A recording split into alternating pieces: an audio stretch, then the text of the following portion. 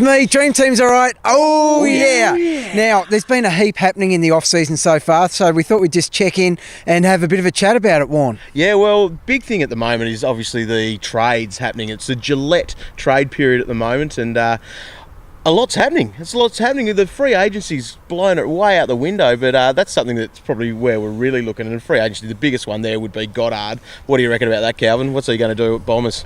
He's going to smash it. More midfield time. He's a lock straight away, and he's obviously one of the gun defenders. Probably helps some players like Heppel as well, coming into his third-year breakout, having Goddard there. Definitely. I don't think it's going to help Stanton much, though. Don't you? Oh, I'm not touching him. I paid too much for him. He's on my radar massively. 106 average. He's priced at. He was smashing. What did Surely you buy no him at? tag now. 39 for a tag. I bought him for about $6 million or something, and he's sucked ever since. Who else is there though? Chris Knights. That's one that I'm really thinking about. What did he do?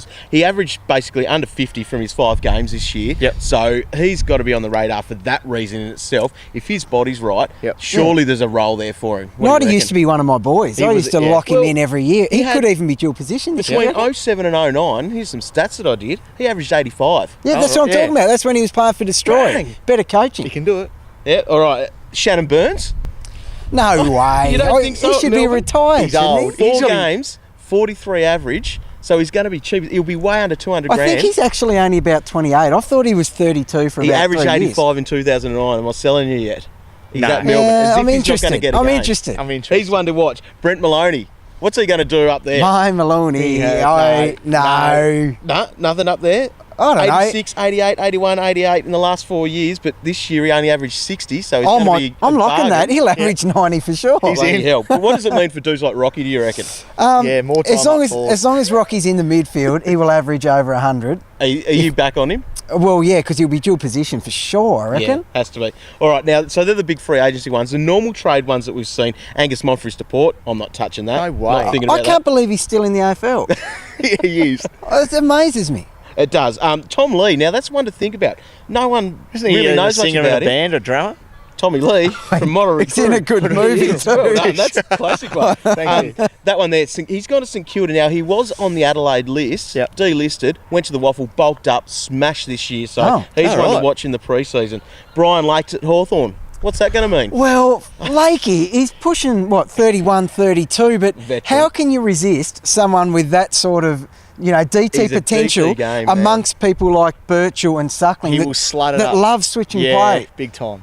Certainly one to watch. He'll love it. Wellingham, West Coast. Not touching. We'll love a big ground though. Not touching. Nah, nor am I. And there's a fair few more. We're filming this on a Sunday, so there's still a couple of weeks to run. That goes right through until sort of the end of October, so there'll be plenty of things. Check the website for lots more of that stuff. Not a trade, but probably the biggest one. What will Mick Malthouse mean for Carlton, Roy?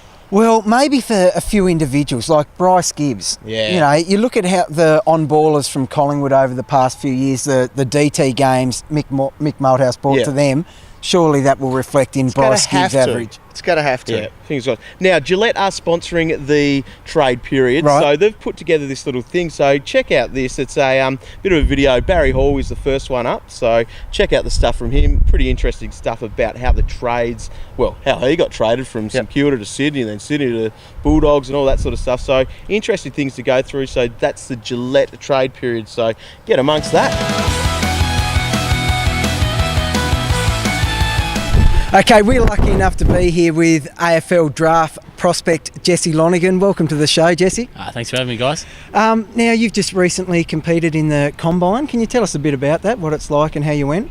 Yeah, so I guess it's a camp that goes for 4 days.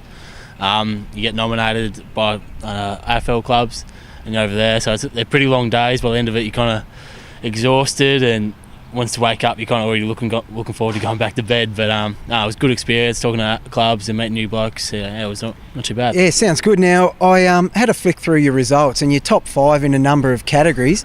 Were you surprised with how you went? Yeah, definitely. Didn't expect anything from that. I've had a pretty interrupted season, so I just kind of went out there and just had a go and see what I got. Yeah, well, it was bloody brilliant. You're equal first in the goal kicking, so you don't mind a +9 sausage roll there? No, to be honest, I reckon it was a fluke because we had a kicking test beforehand. I think it's a Nathan Buckley kicking test. Yeah. I reckon I would have got probably 14 on that, just kicking them off the instep. nearly missed the footy like at one stage, and then did that kicking test. Just go bang. I don't know how that happened. I saw you also got sub 11 in the 3K. What's that? Is that a normal time for you? Yeah, I guess it's my best. Is it? Yeah, last time I did it was 11:20, and then I kind of popped that one out. I haven't done a 3K for about 3 years. Yeah, right. But stepped up on the big stage. Yeah, still got a long way to go though, because the AFL standard's probably about 10:20, 10:25, and a few of the boys were popping below 10s. Oh, were they? Yeah. Oh, nice. Well, like you said, you've had an interrupted season, so you're on the right track getting PBs at that time. Good job. Now, you have interviews with the clubs and stuff like that. Was there anything sort of weird? Did they throw anything at you, sort of throw you off? Yeah, definitely. It's pretty daunting experience. You get a couple of pretty heartfelt questions, but also they would ask you like what your weaknesses are, and then they'll also all of a sudden just pop out one like, would you go skydiving, or would you I don't know, bungee jump, or just random stuff like that. Who was the nicest bloke in the interview process? Did you come across any real nice coaches? Damien Hardwick was all right. Yeah. Still serious, but he was all right. You could just tell he was a good bloke. Yeah, all of them were practically the same. Just kind of sit back and listen to let the recruiters ask the questions, and if they wanted to say something, they'd put their 2 cents in them. Yeah, right, nice. Now, ever since you were in about grade 6, we've been saying that you'll play AFL. We actually looked all over the state for a bookmaker that would give us odds, because we reckon you're a sure thing. But when you were about that age, you used to do a bit of boundary umpiring and run our team a few drinks. Can you remember that? Yeah, I do. My dad used to play footy with old Warn Dog over here with the camera. Yeah. And, they thought they were killing it back in the day, and they were.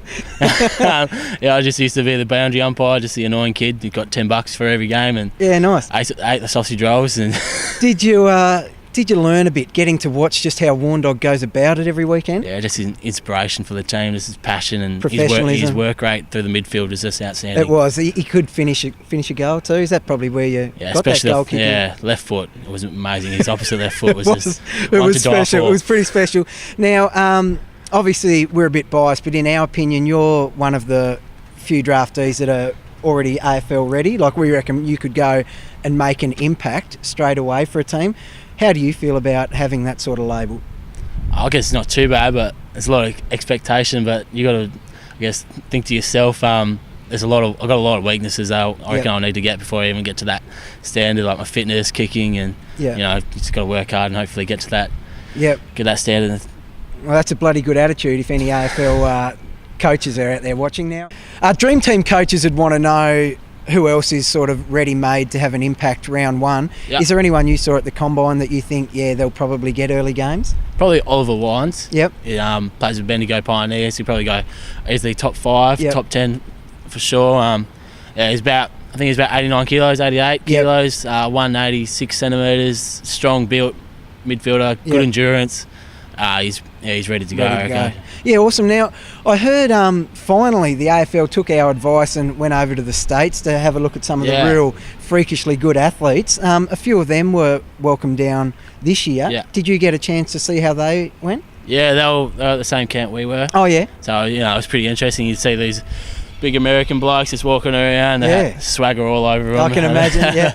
And they were just freaks, like athletically. They were just amazing just to watch them, how fast they were, tall, they were strong, they're muscle defined, just freaks, and they could jump like anything. Awesome. One bloke looks like LeBron James. I was talking to him, he's like, I use it on the girls a fair bit. Nice. Oh, awesome. Now, did you get a chance to actually have a kick with them? Do you reckon anyone's been teaching them how to kick yet, or they were just down here for their athletic ability? I guess it's probably a bit early to tell, when you're a little kid, you get your first footy in your hands, and you're pretty young, so it's tough. So it's a bit like them trying to learn the game, but there's potential there. There's a big market for it. Yeah. All right, Jesse, did you actually play Dream Team this year, and how'd you go?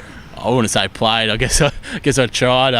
Went through a stage with all my mates where we just studied for probably 12 o'clock at night for about 3 weeks. That's a boy. Just trying to get all the information in on the DT website, and Google as well. And then first round came up, and how Jay Lonergan's boys rocked up a good 850 on the scoreboard. I don't understand. This is not a good ad for our website, because if you're rocking up 3 weeks study and we can only give you an 850, what's going on? I didn't realise most of my players were injured.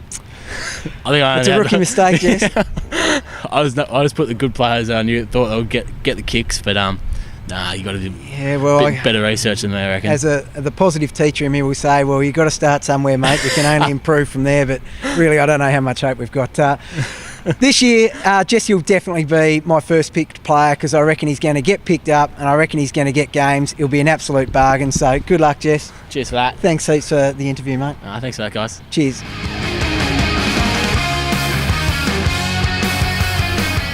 A key to picking a good DT in 2013 is getting those right underpriced players. Now, Calvin, you've been having a look through them. Mate, crunching numbers big time.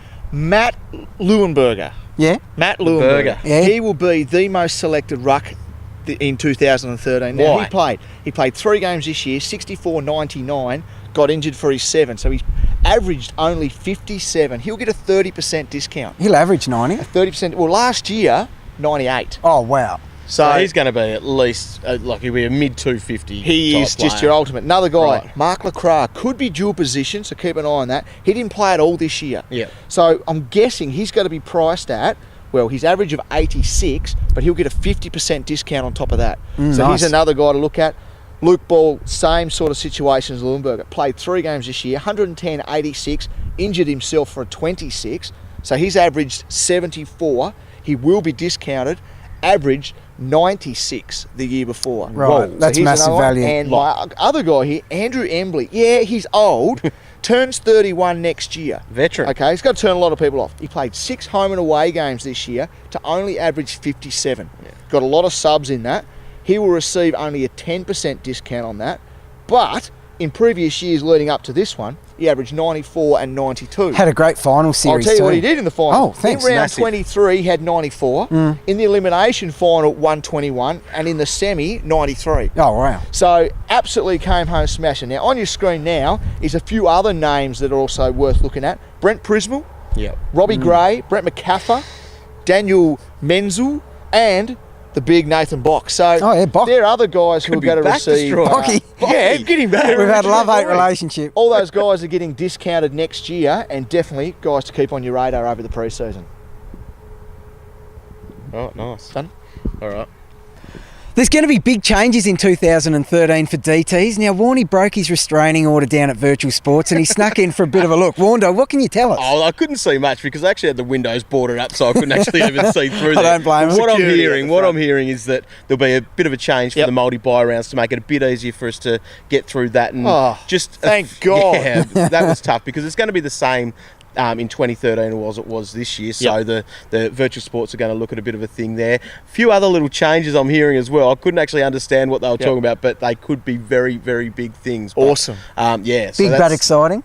Well, exciting. Yeah. And it's going to change the way that we play the game a bit, Yeah, which okay. I think is a good thing. We need to I was finding mix it a up. bit easy anyway. Oh, yeah, of course. Oh, yeah. Where's your FJ? Our ratings were so... our rankings suck too. Anyway, but yeah, so stay tuned to that. DT Talk, our website, dreamteamtalk.com. Stay on that all over the off-season, all over the pre-season. It is all happening. There'll be plenty of stuff. A couple of big things starting for that will be the Decker Dream Team. Yeah. December that. 11, that'll start. 52 players in 52 days. And that leads up to DT opening on the 1st of February. The other thing that will be exciting is those people that have got the assistant coach mid-December. Oh, wow. probably Early about- Christmas present. Yeah, early Christmas present. You'll be able to get the planner, how to play the game. So it'll have some change in that possibly. Yeah, okay, cool. Very interesting. All right, thanks for watching, people. Catch up. Good luck.